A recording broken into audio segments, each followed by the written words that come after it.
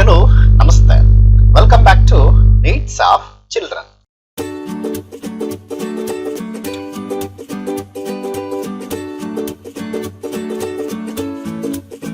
We are discussing about 10th standard English medium social science geography chapter number 2, the continued part of Indian physiography. In the previous session, we get the information about the first two physiographic divisions of India. In that, the northern mountains, the Himalayas consists of three parallel ranges: Greater Himalayas, Lesser Himalayas and Siwalik Hills. The second one, physiographic division of India, that is the northern Great Plain. Let's come to in this session we are going to get the continued part of Indian physiography.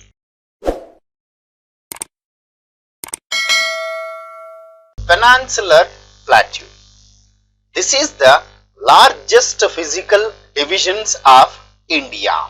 It is the oldest landmass. It is considered as the oldest landmass. It was being a part of the Gondwanaland. That means the area what you are seeing map of area, this part of, that is the color in pink, light pink color. So this area it is considered as the Peninsular Plateau. Moreoverly, this part of region belongs to the Gondwanaland. That means in the olden days that part of area it is completely covered with the forest area. What the today we are getting the coal, that is belongs to the Gondwanaland. It lies in the south of the Great Plains and occupies about 16 lakh kilometer square. So the part of it lies in the south of Great Plains. So here Great Plains called as the Eastern Coastal Plain and Western Coastal Plain. In between that, the part of this region it is called as the Peninsular Plateau. It is roughly triangular in shape. You can identify the shape of the Peninsular Plateau. It is look like in triangular, and its apex is formed by Cape of Kanyakumari in the southern extreme. The apex, the edge formed by the Cape of Kanyakumari in the southern extremity. It is bounded by many hills and plateaus, namely Aravalli. You can identify in the map what you are showing, that is Aravalli, Vindhyas and Satpuras, Western Ghats and Eastern Ghats. So here this part of area it is called as the Western Ghats and this part of area it is called as the Eastern Ghats.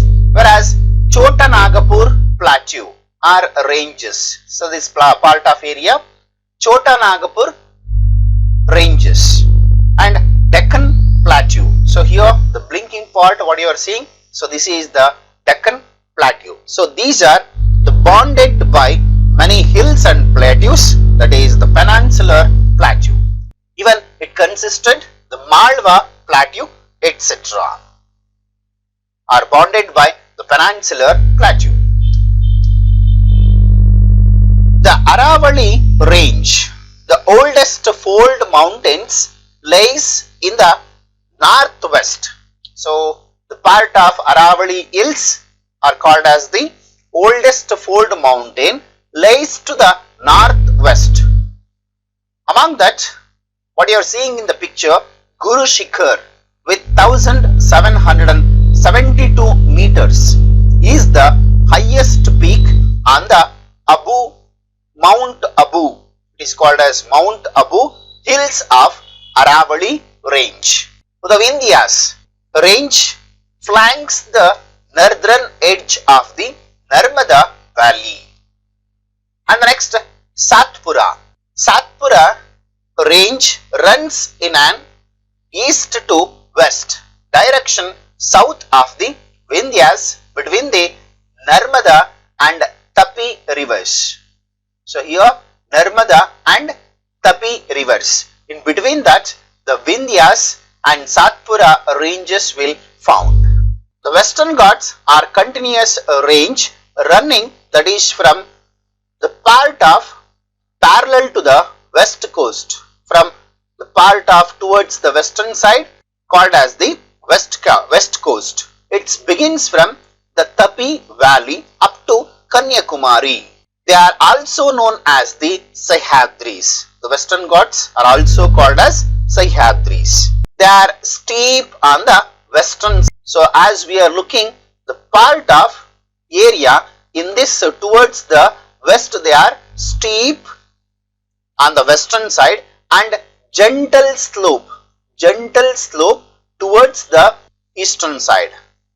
Bhor Ghat, Tal Ghat and Pal Ghat are the important passes across the Western Ghats. The very important mountain passes are Bhor Ghat, Tal Ghat and Pal Ghat are the important mountain passes across the Western Ghats. South of the Pal Ghat gap, the Western Ghats continue as Annaimalai, the Palani and the Kaldamam Yalaimalai hills. They are located in the Western Ghats. Anamudi with 2695 meters in the Annaimalai hills is the highest peak in the south part of India. Towards the south part of India, that is Anamudi is the highest peak in South India. When it comes to the part of Eastern Ghats, the part of this area, it is considered as the Eastern Ghats, run almost parallel to the east coast. This part of area, it is called as the east coast of India.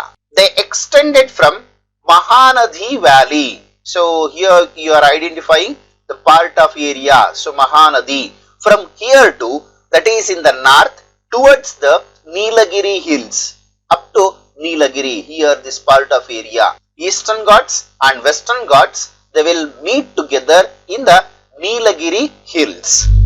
They are lower than the Western Ghats. When compared to Western Ghats, Eastern Ghats are lower and are not continuous. So here Western Ghats are continuous, Eastern Ghats are not continuous. The highest peak in the Eastern Ghats is, that is Aramakonda. Aramakonda is the highest peak in the Eastern Ghats. The Deccan Plateau, so here it is, the Deccan Plateau is bounded by Satpura and Vindhyas in the north and the west. Vindhya and Satpura in the northwest. The Western Ghats are in the west, the Eastern Ghats in east. The Mahanadi and the Michael ranges are in the north. So here it is, you can see, that is Mahanadi and Michael ranges, they are located in the north. The Chotanagapur Plateau, so here you can see the Chotanagapur Plateau lays in the northeastern part of the peninsular of India. So that is the location of the Peninsular Plateau. The importance of the Peninsular Plateau. Peninsular Plateau is rich in the minerals and it is a very thick forest and it is existed the biodiversity in the Peninsular Plateau, and moreoverly it has the influence of southwest monsoons. So here you can identify the part of these are considered as the southwest monsoon winds. They are influenced towards the, and it is covered by black soil. Most of the area which is completely covered with black soil, that is the intention. It is very useful for the agriculture.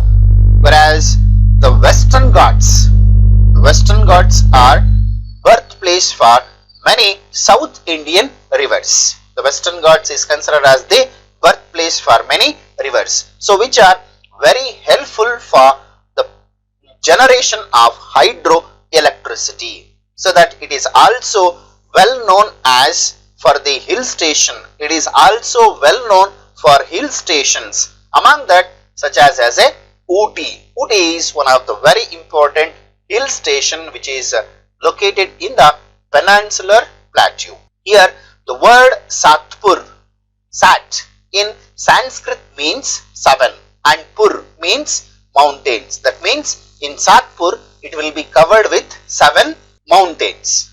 And Babhar, a narrow belt running in the east to west direction along the foot of the Sivalix. The Thar Desert, a desert of India situated in the northwestern part of India. So this is about the Peninsular Plateau, and the next one, coastal plains. The plateau of peninsular India fringed by coastal plains on the either side. What you are seeing, the colored part of area, both western and eastern part, they are considered as the coastal plains.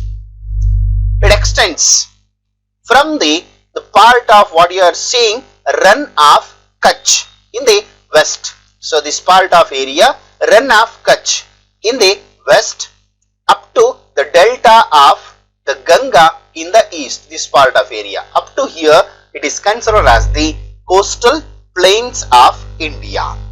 The coastal plain can be divided into 2 parts. That is, this part of area it is called as the western coastal plain, and this part of area it is called as eastern coastal plain. Among that, the first one, the western coastal plain. Western coastal plain lies between the Western Ghats and Arabian Sea. This part of area it is called as Western Ghats, and here it is Arabian Sea. In between that we can see the colored part, that is western coastal plain. It extends from Rann of Kutch to up to Kanyakumari. So that is the extension of the western coastal plain. It is narrow, steep and rocky. The western coastal plain can be divided into 3 parts. They are the Konkan coast. So this part of area is called as Konkan coast, which lies to the south of Gujarat plain, extends from Diu, Daman and Goa. These are the areas which are included in the Konkan coast. And the next one, that is Karnataka coast, which extends Goa to Mangaluru. So from here Goa to Mangaluru, that is the Karnataka coast. And the Malabar coast. So the part of this area is called as the Malabar coast, which extends from Mangaluru to Kanyakumari up to the part of here that is called as the Malabar coast. And the next, eastern coastal plain. This extends from north of river Subarnarekha.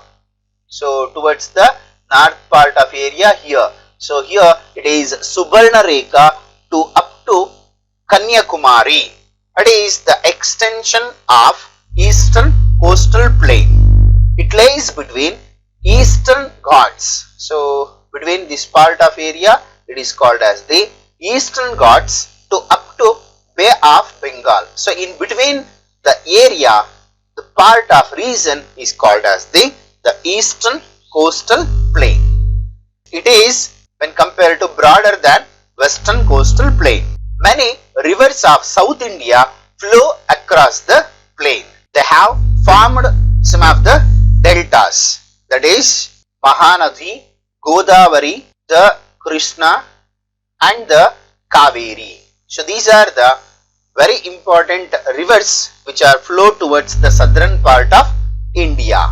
Traditionally, the eastern coastal plain is divided into 2 parts, that is Northern Sarkar. So it is called as the Northern Sarkar, which is lays to the north of river Krishna. North of river Krishna, that part of area is called as the Northern Sarkar. Whereas second one, it is the southern part, which is called as the Coromandel coast. It is called as the Coromandel coast. Here in the coastal plain, some lagoons are formed in coastal plain, such as Lake Chilka, Lake Pulicat and Lake Koleru are the very important lagoons. Lagoons nothing but lakes. Let's come to what are the importance of coastal plain. The coastal plains of India provide some natural harbors. It is providing natural harbors which help in carrying of foreign trade. Nearly 90% of trade it will be takes place through the coastal plains. 90% of foreign trade which will be takes place through the coastal plain, and it is very helpful for the foreign trade.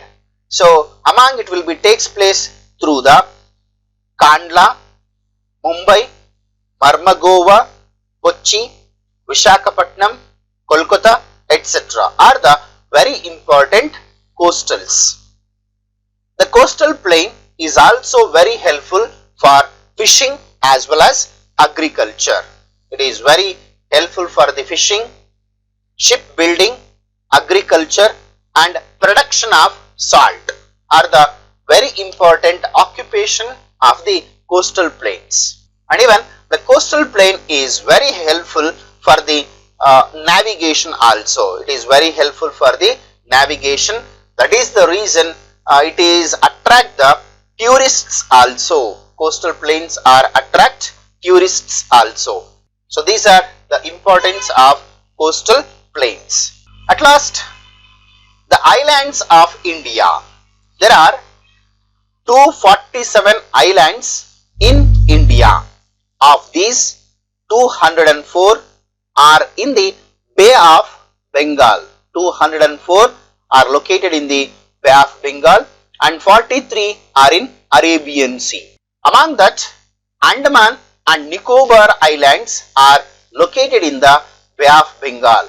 Andaman Islands and Nicobar Islands, they are located in the Bay of Bengal. Here, Lakshadweep Islands are located in the Arabian Sea. They are formed by the corals. They are formed by the corals. So these are total 247 islands. They are belongs to India. So this is about the second lesson, Indian physiography. That's it about today's session. I hope you have understood the concept till now what we are discussed. In case if you are having any doubts related to this lesson, please comment in the comment box. I will solve your doubts and I will come back with the next video. Until, keep watching my channel. Thank you. See you in the next session. Bye bye. Take care.